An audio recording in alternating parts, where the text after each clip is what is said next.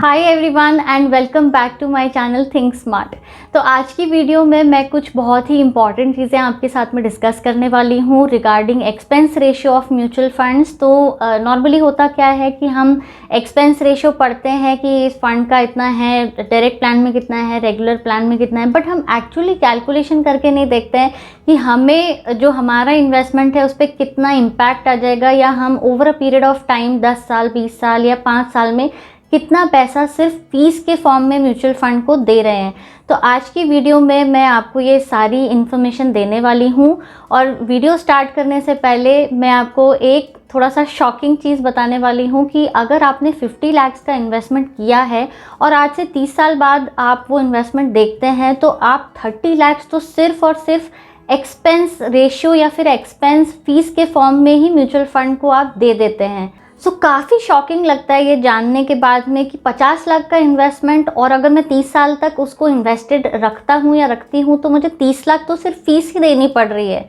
तो आज की वीडियो में मैं 5 चीज़ों के ऊपर बात करने वाली हूँ कि एक्सपेंस रेशियो होता क्या है और ये किस तरह से कैलकुलेट होता है। जो हम ये एक्सपेंस भरते हैं म्यूचुअल फंड को तो इसमें कौन कौन से चार्जेस हमें लगते हैं। तीसरी चीज़, डिफरेंस क्या होता है डायरेक्ट प्लान में और रेगुलर प्लान में, तो क्यों आपको बचना चाहिए कि आप किसी बैंक के थ्रू या फिर ब्रोकर के थ्रू ये इन्वेस्टमेंट अवॉइड कर सकते हैं और डायरेक्टली म्यूचुअल फंड से अपना म्यूचुअल फंड परचेज कर सकते हैं। तो कितना एक्चुअली डिफरेंस उसमें आता है। फोर्थ मैं आपको ये बताने वाली हूँ, with no offence to the brokers और एनी थर्ड पार्टी जिनके थ्रू आप म्यूचुअल फंड परचेज करते हैं, पर मैं सिर्फ आपकी इन्फॉर्मेशन के लिए या नॉलेज के लिए ही ये वीडियो बना रही हूँ कि आपको डायरेक्ट प्लान में क्यों इन्वेस्ट करना चाहिए म्यूचुअल फंड के। और फिफ्थ पॉइंट में मैं आपसे बताने वाली हूँ, अलग अलग मैं आपको कैलकुलेशन दिखाऊंगी कि अगर आप 1 लाख का इन्वेस्टमेंट करते हैं तो 5 साल बाद या 10 साल बाद या फिर 30 साल के बाद में आप एक्चुअली कितना फीस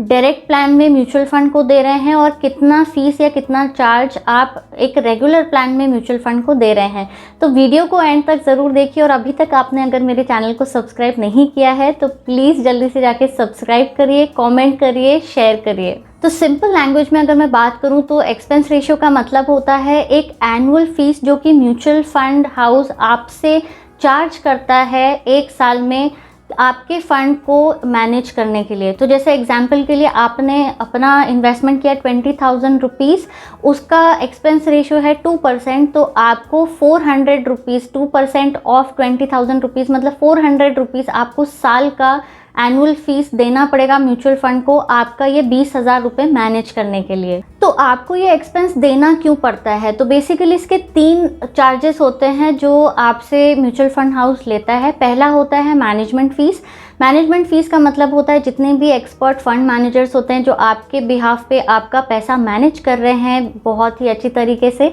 तो वो भी एक फ़ीस चार्ज करते हैं। दैट इज़ वाई आपका जो एक्सपेंस रेशियो का एक कॉम्पोनेंट होता है वो मैनेजमेंट फ़ीस में चला जाता है। दूसरा जो कंपोनेंट होता है वो होता है आपका जो भी एएमसी या म्यूचुअल फंड का डिस्ट्रीब्यूशन का कॉस्ट होता है, मतलब कि अगर वो कोई एडवर्टाइजिंग करते हैं, प्रमोशन करते हैं तो उसका भी एक फ़ीस होता है। तीसरा होता है एडमिनिस्ट्रेटिव एक्सपेंसेस, इसका मतलब कस्टमर के रिकॉर्ड्स मेंटेन करना, कुछ भी उनको सर्विसेज देना, इन्फॉर्मेशन ईमेल्स होते हैं, बहुत सारी जो एडमिनिस्ट्रेटिव कॉस्ट होती है वो भी आपसे फ़ीस के तौर पर ली जाती है। तो एक तरीका तो मैंने आपको बता दिया एक्सपेंस रेशियो कैसे कैलकुलेट करते हैं। आपने 20,000 रुपये इन्वेस्ट किए, उसके ऊपर आपको 2% अगर एक्सपेंस लगता है साल का तो आपको 400 रुपये भरने पड़ेंगे 1 साल में एज अ फीस कि आपका जो पैसा है वो मैनेज हो सके, या फिर जो भी आपको रिटर्न्स फंड मैनेजर जनरेट करके देते हैं उसके लिए। दूसरा एक तरीका भी होता है कि अगर मान लीजिए एक फ़ंड है जिसका असेट अंडर मैनेजमेंट या AUM जिसको हम बोलते हैं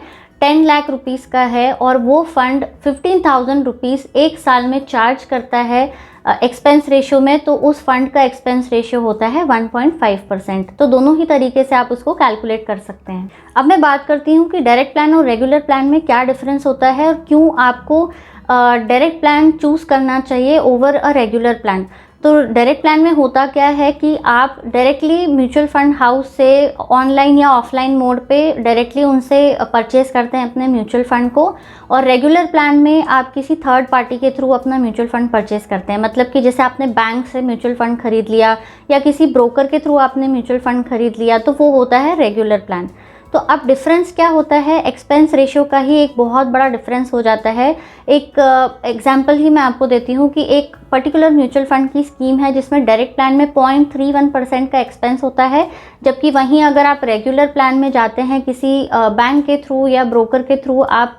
थर्ड पार्टी के थ्रू इन्वेस्ट करते हैं, तो वहीं पे आपको एक्सपेंस रेशियो चार्ज होता है 1.95% का। तो सुनने में तो आपको लगेगा कि बहुत ज़्यादा डिफरेंस नहीं है, बट आगे मैं आपको कैलकुलेशन ज़रूर बताऊंगी कि लॉन्ग टर्म में जब 10 साल और 30 साल आपके इन्वेस्टमेंट को हो जाते हैं तो एक्चुअली आप कितना पैसा भर देते हैं in the form of expense ratio. तो रेगुलर प्लान में एक्सपेंस रेशियो हाई क्यों होता है, क्योंकि डेफिनेटली म्यूचुअल फंड जो है उनको भी कुछ ब्रोकरेज और कुछ फीस देनी पड़ती है इन बैंक्स को और जो भी ब्रोकर्स होते हैं, ताकि वो आप म्यूचुअल फंड के बिहाफ पे वो जो भी पर्टिकुलर म्यूचुअल फंड स्कीम है वो सेल कर सके उनके कस्टमर्स या इन्वेस्टर्स को। तो ये म्यूचुअल फंड एक्सपेंस रेशियो का एक कैलकुलेशन है जो मैंने अलग अलग इन्वेस्टमेंट पे बनाया है। मान लीजिए आप एक इन्वेस्टर हैं और आपने एक लमसम अमाउंट 1 लाख रुपीस का इन्वेस्ट किया है, और एक तरफ मैंने कंपेयर किया है डायरेक्ट प्लान में आपको कितना फीस देना पड़ेगा in terms of actual money, और रेगुलर प्लान में आप अगर सेम ही स्कीम में इन्वेस्ट करते हैं तो आपको कितना एक्सपेंस भरना पड़ेगा।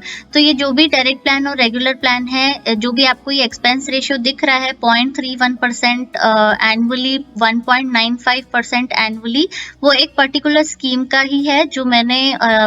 लिया है। तो यहाँ पे आप एक साल के बाद में देखेंगे कि आपको 310 रुपीज पे करना पड़ रहा है डायरेक्ट प्लान में, वहीं 1950 रुपीज आपको पे करना पड़ रहा है रेगुलर प्लान में। अगर आप यही इन्वेस्टमेंट 1 लाख रुपीज का 10 साल के बाद में देखेंगे तो आपको पे करना पड़ेगा 3100 रुपीज, और वही रेगुलर प्लान में आपको 10 साल के बाद में पे करना पड़ेगा 19,500 रुपीज। सिमिलरली अगर आप लॉन्ग टर्म इन्वेस्टर हैं, 30 साल के बाद में अगर आप देखेंगे तो डायरेक्ट प्लान में जहां आपको सिर्फ 9,300 रुपीज पे करना पड़ रहा है एक्सपेंस या फीस के फॉर्म में, वहीं आप एक रेगुलर प्लान में 58,500 रुपीज पे कर देंगे। तो आप खुद सोचिए कि अगर आपके मान लीजिए रिटर्न्स कांस्टेंट है 10 to 12% एनुअली, तो आप एक्सपेंस कितना पे कर देंगे अपने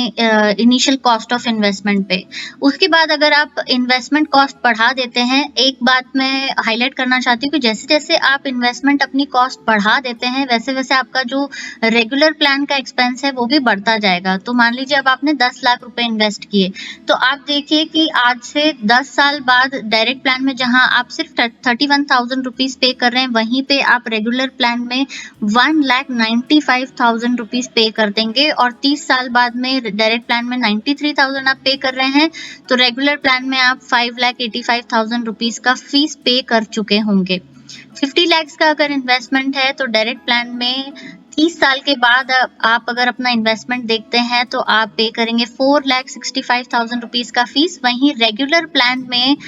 आप बिलीव ही नहीं कर सकते कि 29,25,000 रुपीज का आपका सिर्फ एक्सपेंस रेशियो यानी कि आपका जो फीस होगा वो आप 30 साल के बाद में इतना पे कर चुके होंगे। सो आई होप आज की वीडियो आपको हेल्पफुल लगी होगी, कुछ आपको नॉलेज मिला होगा आज की वीडियो से। और अगर आपको मेरा कंटेंट यूजफुल लग रहा है, नॉलेजेबल लग रहा है, तो प्लीज़ मेरे चैनल को सब्सक्राइब करिए, मुझे इस जर्नी में सपोर्ट करिए। मिलती हूँ मैं अपने नेक्स्ट वीडियो में। Till then bye bye, take care.